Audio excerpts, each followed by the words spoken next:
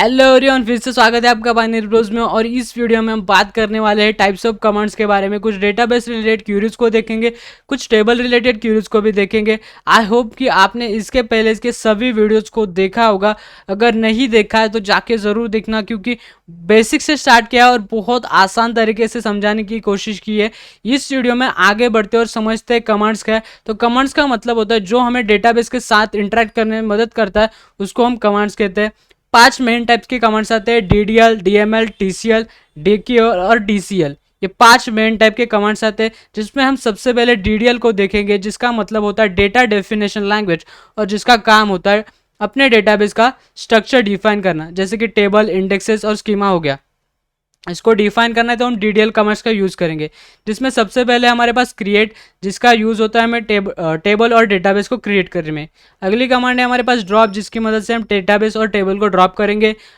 अगली है alter. Alter की मदद से क्या करेंगे हम, हमारे पास एग्जिस्टिंग टेबल है, उसके स्ट्रक्चर में कोई मॉडिफिकेशन करना है, चेंज करना है, तो उसके लिए हम अल्टर कमांड का यूज़ करेंगे। फिर अगली कमांड है हमारे पास ट्रंकेट, जिसकी मदद से हम अपने टेबल में जितना भी डेटा है उसको एक साथ डिलीट कर सकते हैं। अभी आप ध्यान से देखिए और समझिए कि ड्रॉप और ट्रंकेट में फ़र्क क्या है। ड्रॉप करोगे तो आपका टेबल का जो स्ट्रक्चर है वो भी डिलीट हो जाएगा, डेटा भी डिलीट हो जाएगा, पूरी तरीके से डिलीट हो जाएगा। फिर लेकिन आप ट्रंकेट करोगे तो आपका टेबल का स्ट्रक्चर वैसे का वैसे रहेगा, सिर्फ और सिर्फ डेटा डिलीट हो जाएगा, तो हम उस स्ट्रक्चर को रीयूज़ कर सकते हैं। लेकिन अगर आप ड्रॉप करते हो तो स्ट्रक्चर डिलीट हो जाएगा और उसे हम रीयूज़ नहीं कर सकते। ठीक है, आई होप आपको यहाँ तक क्लियर है। अगली कमांड है हमारे पास रीनेम, जिसकी मदद से हम अपना टेबल का नाम चेंज कर सकते हैं, उसको रीनेम कर सकते हैं। ठीक है, अगला है हमारे पास DML टाइप के कमांड्स, जिसका मतलब है डेटा मैनिपुलेशन लैंग्वेज, और जिसका काम होता है हमारे टेबल में जितना भी डेटा है उसको मैनिपुलेट करना है। ठीक है, तो उसके लिए हम यूज़ करेंगे DML कमांड्स। तो सबसे पहले इंसर्ट कमांड क्या होती है देखते हैं। इंसर्ट कमांड हमें अगर हमारे टेबल में कोई डेटा ऐड करना है तो उसके लिए हम इंसर्ट कमांड का यूज़ करेंगे। फिर आती है अपडेट कमांड। अपडेट का यूज़ होता है हमें कोई डेटा चेंज करना है टेबल में, तो उसके लिए हम अपडेट करेंगे। फिर आता है डिलीट। डिलीट का मतलब अभी फॉर एग्जांपल आपके पास डेटा है, उसमें कुछ रिकॉर्ड आपको नहीं चाहिए, तो उसके लिए हम डिलीट कमांड का यूज़ करेंगे। अनवांटेड डेटा है, उसको डिलीट करने के लिए हम डिलीट कमांड का यूज़ करेंगे। फिर आती है कॉल कमांड, जिसकी मदद से हम स्टोर प्रोसीजर को एग्जीक्यूट कर सकते हैं। स्टोर प्रोसीजर क्या है वो आगे देखेंगे, अभी आपको सिर्फ कॉल पे ध्यान देना है। कॉल क्या करेगा, कॉल करेगा आपके स्टोर प्रोसीजर को एग्जीक्यूट। फिर आती है आपके पास लॉग कमांड, जिसकी मदद से आप अपना टेबल लॉक कर सकते हो, टेबल के रोज लॉक कर सकते हैं, और जिसकी वजह से और दूसरा कोई यूज़र आपके टेबल में मॉडिफिकेशन या फिर चेंजेस ना कर पाए। ठीक है, आई होप कि आपको DDL और DML कमांड क्लियर से आगे बढ़ते और पढ़ते हैं कि TCL कमांड्स क्या है। तो जिसका मतलब होता है ट्रांजैक्शन कंट्रोल लैंग्वेज, और जिसका यूज़ होता है डेटाबेस में जितने भी ट्रांजैक्शंस हो रहे उसको मैनेज करना और डेटा की इंटीग्रिटी बनाए रखना। डेटा की इंटीग्रिटी मतलब एक्यूरेसी, कंसिस्टेंसी और रिलायबिलिटी, उसको हम कहेंगे डेटा इंटीग्रिटी। ठीक है, इसमें सबसे पहली कमांड है हमारे पास कमिट। तो कमिट का यूज़ होता है हमें सेव करने के लिए, मतलब अभी फॉर एग्जांपल आपने क्वेरी परफॉर्म की है तो उसको आपको सेव करना है, तो उसके लिए हम यूज़ करेंगे कमिट। ठीक है, अगला हमारे पास सेव पॉइंट, जिसका यूज़ होता है फॉर एग्जांपल अभी आपने 4-5 क्यूरी लिखी है या फिर बहुत सारी क्यूरीज लिखी है, यहाँ तक आपने जो किया है उसको आपको सेव करना है, तो वहाँ पे हम सेव पॉइंट क्रिएट करेंगे। ठीक है, फिर हम उसके बाद भी क्यूरीज लिख सकते हैं, लेकिन अगर आप उसके बाद रोल बैक करते हो तो डायरेक्टली सेव पॉइंट तक आ जाएगा। मतलब सेव पॉइंट के पहले जितना भी है वो सेव हो जाएगा, लेकिन सेव पॉइंट के बाद जो भी आपने लिखा है उसका कोई असर नहीं पड़ेगा उस पर। ठीक है, आई होप कि ये भी क्लियर होगा। आगे बढ़ते और समझते रोल बैक क्या है। अगर फॉर एग्जाम्पल आपने कोई डेटा डिलीट किया जो आपको नहीं करना, ठीक है, तो फिर हम उसको करेंगे रोल बैक। अगर आप ड्रॉप डेटाबेस करते हो तो वो रोल बैक नहीं होता है, ये ध्यान में रखना। फिर आता है हमारे पास सेट ट्रांजैक्शन, जिसका यूज़ होता है हमारे ट्रांजैक्शन के प्रॉपर्टीज़ में, प्रॉपर्टीज़ को डिफाइन करने में, जैसे कि रीड राइट प्रॉपर्टीज़ होती है उसको डिफाइन करने में। फिर आता है सेट कंस्टेंट्स, तो कंस्टेंट को मैनेज करने के लिए इस कमांड का यूज़ होता है। ठीक है, फिर अगले टाइप ऑफ कमांड से हमारे पास DQL, जिसका मतलब होता है डेटा क्यूरी लैंग्वेज, और जिसका काम होता है हमें डेटा फेच करने में और डेटा रिट्राइव करने में DQL कमांड्स का यूज़ होता है। ठीक है, सेलेक्ट तो आपको पता ही होगा, सेलेक्ट क्यूरी क्या करेगी, हमारे लिए डेटा रिट्राइव करेगी टेबल से। ठीक है, फिर अगली कमांड से हमारे पास DCL commands, data control language जिसका काम होता है एक्सेस और परमिशंस का, मतलब कौन से यूज़र को कौन सी परमिशन है, कौन से यूज़र को कौन सी परमिशन नहीं रहेगी, ये सब हम तय करेंगे DCL कमांड्स की मदद से, जिसमें ग्रांट का मतलब होता है परमिशन देना, और रिवोक का मतलब होता है परमिशन को निकालना। ठीक है, आई होप कि आपको टाइप्स ऑफ कमांड्स क्लियर है। आगे बढ़ते हैं और अभी हम डेटाबेस रिलेटेड क्यूरीज को देखेंगे। ठीक है, तो पिछले वीडियो में हमने देखा था कि डेटाबेस को क्रिएट कैसे करेंगे, लेकिन इस वीडियो में हम देखेंगे कि अगर आपके पास पहले से ही डेटाबेस प्रेजेंट है तो उस वहाँ पे तो आपका एरर आ जाएगा। फिर उसके लिए आपको क्या करना है, सिंपल सा सिंटैक्स है आपके पास, create database if not exist, मतलब अगर आपके पास डेटाबेस नहीं है तो ही क्रिएट किया करेगा। अगर आपके पास डेटाबेस प्रेजेंट है तो वो सिर्फ वार्निंग देगा आपको। वार्निंग आना अच्छी बात है, एरर नहीं आनी चाहिए। ठीक है, तो इसके लिए इस सिंटैक्स का यूज करेंगे। हम इसको डायरेक्टली करके देखते हैं। उसके लिए आपको आपका कनेक्शन ओपन करना पड़ेगा, उसके लिए लगेगा पासवर्ड। मेरा कनेक्शन ओपन हो चुका है। ठीक है, तो आपको फ्रेश पेज लेना है। यहाँ पे मैं अपनी क्वेरीज लिख सकता हूँ। तो अभी हमें ऐसा डेटाबेस क्रिएट करना है जो हमारे पास नहीं है। ठीक है, तो पहले हम करके देखेंगे जो हमारे पास है। ठीक है, अभी हम स्टूडेंट को करके देखते हैं कि क्या आता है।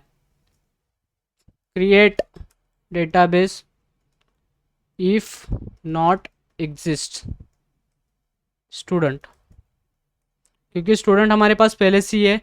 जूम इन कर लेता थोड़ा आपको दिखाने के लिए। ठीक है, आई होप कि अभी आपको दिख रहा होगा। इसको करेंगे एग्जीक्यूट।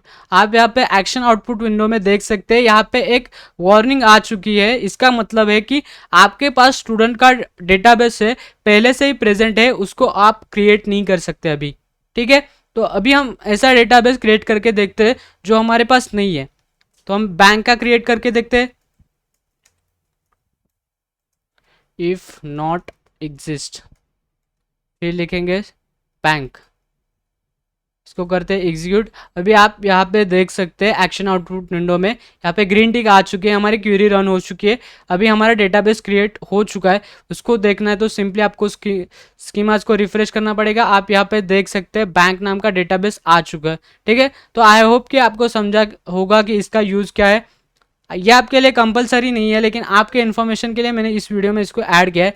ठीक है, तो कुछ इस तरीके से हमें डेटाबेस ड्रॉप करना है। तो उसके लिए भी एक हमारे पास क्वेरी है, यहाँ पे आप देख सकते हो। टू ड्रॉप डेटाबेस एग्जिस्ट, मतलब हम वही डेटाबेस ड्रॉप करेंगे जो हमारे पास है। जो डेटाबेस हमारे पास नहीं है उसको हम नहीं डिलीट कर पाते। ठीक है, तो उसके लिए सिंटैक्स है ड्रॉप डेटाबेस इफ एग्जिस्ट, मतलब अगर हमारे पास है तो ही डिलीट करना, नहीं तो नहीं। ठीक है, तो उसको करके देखते हैं। अभी हमने बैंक क्रिएट करा था, तो हम बैंक को ही ड्रॉप करके देखते हैं। Drop database if exist, bank तो हमारे पास एग्जिस्ट करता है इसलिए बैंक को ले लिया। आप यहाँ पे देख सकते हैं हमारा बैंक का डेटाबेस है वो ड्रॉप हो चुका है। ठीक है, इसका मतलब है कि हमारे पास अभी बैंक का डेटाबेस नहीं है। ठीक है, तो हम फिर से इसी को एग्जीक्यूट करके देखते हैं, सेम कमांड को एग्जीक्यूट करके देखते हैं। आप यहाँ पे देख सकते हैं एक्शन आउटपुट विंडो में वार्निंग आ चुकी है। इसका मतलब है कि हमारे पास जो बैंक डेटाबेस है वो नहीं है, तो उसको हम ड्रॉप नहीं कर सकते। ठीक है, आई होप कि आपको समझा होगा कि इसका मतलब क्या है। अगर एग्जिस्ट करता है तो ही डिलीट करेंगे, नहीं तो नहीं करेंगे। ठीक है, फिर अगली क्वेरी है हमारे पास जितने भी डेटाबेस है उसे हमें देखना है। तो उसके लिए हमारे पास एक क्वेरी है शो डेटाबेसेस करके देखते हैं हम। आप यहाँ पे देख सकते हैं आउटपुट आ चुका है। आउटपुट में आप देख सकते हैं इतने डेटाबेसेस मेरे पास प्रेजेंट है अभी। ठीक है, तो आई होप कि आपको ये समझा होगा कि अगर हमें डेटाबेसेस कौन से प्रेजेंट है उसको देखना है तो उसके लिए सिंपल सी क्वेरी है शो डेटाबेस को। ठीक है, अगर हाँ आपको टेबल्स को देखना है, आपने डेटाबेसेस को देख लिया लेकिन आपको अभी टेबल्स को देखना है, तो आप क्या करोगे, आप डायरेक्ट शो टेबल्स नहीं लिख सकते। अभी देखो मैं लिखूंगा डायरेक्टली, आपको यहाँ पे एरर आ जाएगा। यहाँ पे आप देख सकते हैं क्रॉस मार्क आ चुका है, यानी हमारे क्यूरी में एरर है क्योंकि हमने इसको यूज़ नहीं किया। मतलब हमें ये पहले डिसाइड करना होगा कि कौन से डेटाबेस में हमें टेबल देखने हैं, ठीक है। तो डेटाबेस सिलेक्ट करने के लिए हम यूज़ करेंगे यूज़ क्यूरी का, पिछले वीडियो में बताया था। अभी हम यूज़ करते हैं स्टूडेंट को, मतलब स्टूडेंट में जितने भी टेबल्स हैं हमें उसको देखना है, तो इसके लिए हम स्टूडेंट को यूज़ करेंगे पहले, ठीक है। ये देखिए स्टूडेंट अभी यूज हो चुका है, स्टूडेंट एक्सप्लोर हो चुका है। फिर से मैं करूँगा शो टेबल्स को रन। आप यहाँ पे देख सकते हैं अभी मेरे पास टेबल्स आ चुके हैं, मतलब स्टूडेंट डेटाबेस में जितने भी टेबल्स है वो यहाँ पे आ चुके हैं। यहाँ पे एक ही टेबल अभी के लिए दिखा रहा है स्टूड नाम का, ठीक है। आई होप कि आपको ये क्लियर है, ठीक है। अगली क्वेरी हमारे पास टेबल रिलेटेड क्वेरीज है, select and view all columns, ठीक है। मतलब हमारे टेबल में जितना भी डेटा है, जितने भी कॉलम्स है उसको देखना है, तो हमें हमारे पास एक क्वेरी है, सिलेक्ट एस्ट्रिक करेंगे हम उसके लिए, select asterisk from table name. यहाँ पे स्टूड टेबल है तो हम स्टूड लिखते हैं, select asterisk, asterisk from stud क्या करेगा, स्टूड में जितना भी डेटा है, जितने भी कॉलम्स है उसको फेच करेगा, उसको रिट्राइव करेगा। इसको रन करके देखते हैं। आप यहाँ पे देख सकते हैं कि जितना भी डेटा है वो यहाँ पे आ चुका है, ठीक है। अगर आपको स्पेसिफिक कॉलम्स देखने हैं तो आप क्या करोगे, सिर्फ उस कॉलम का नाम लिखोगे। फॉर एग्जांपल मुझे अभी नेम और एज को ही देखना है, तो मैं लिखूंगा select name comma age from stud, उसको करेंगे एग्जीक्यूट। अभी यहाँ पे आउटपुट में आप देख सकते हैं सिर्फ नेम और एज ही यहाँ पे आ चुका है, ठीक है। आई होप कि यहाँ तक आपको क्लियर है। आगे बढ़ते हैं। अभी हम आगे हमारे पास टेबल में डेटा इंसर्ट करने के लिए यहाँ पे आप कुछ सिंटैक्स देख सकते हो, insert into table name column 1 column 2 values, फिर कॉलम 1 की वैल्यू, फिर कॉलम 2 की वैल्यू, फिर कॉलम 1 की वैल्यू, फिर कॉलम 2 की वैल्यू। अगर आपको मल्टीपल डेटा एक साथ इंसर्ट करना है तो इसके लिए इस क्वेरी का यूज़ होता है, ठीक है। अभी हम डायरेक्ट करके देखते हैं। इंसर्ट करना है तो इंसर्ट इनटू स्टूड लिखेंगे, जिस टेबल में इंसर्ट करना है उस टेबल का नाम लिखना, फिर यहाँ पे वैल्यूज़ लिखना, ठीक है। फिर आपको कौन से कॉलम में कौन सा कॉलम पहला चाहिए, आईडी लिखेंगे, पहला कॉलम हमें आईडी चाहिए, फिर लिखेंगे नेम, फिर आएगी हमारी एज, कुछ इस सीक्वेंस में हमारे वैल्यूज़ आनी चाहिए, फिर आएगा कॉमा, फिर आप यहाँ पे वैल्यूज़ लिख सकते हैं। यहाँ पे 6-7 नाम है, पहले तो हम 8 से स्टार्ट करते हैं, आईडी 8 लेते हैं, फिर नाम लेते हैं कुछ यश लेते हैं, फिर लिखेंगे यश की एज 22 लिखते हैं, फिर कॉमा, फिर लिखेंगे, फिर सेम वैसे इसको कॉपी पेस्ट करना है, ठीक है, ठीक है। फिर आपको ऐसे करते जाना है, फिर वैल्यूज़ को चेंज कर सकते हैं आप। इसको यहाँ पे 9 कर देता हूँ मैं, फिर यहाँ पे करूँगा नाम कुछ अलग कर देता हूँ, फिर यहाँ पे लिखता हूँ मैं 25, फिर यहाँ पे मुझे अभी एग्जीक्यूट करना है तो लास्ट के यहाँ पे आपको सेमीकोलन देना है और इसको एग्जीक्यूट करना है। यहाँ पे एरर आया है, यहाँ पे स्टूड स्पेलिंग मिस्टेक था, अभी ठीक से हो गया है, अभी रन हो चुका है, ठीक है।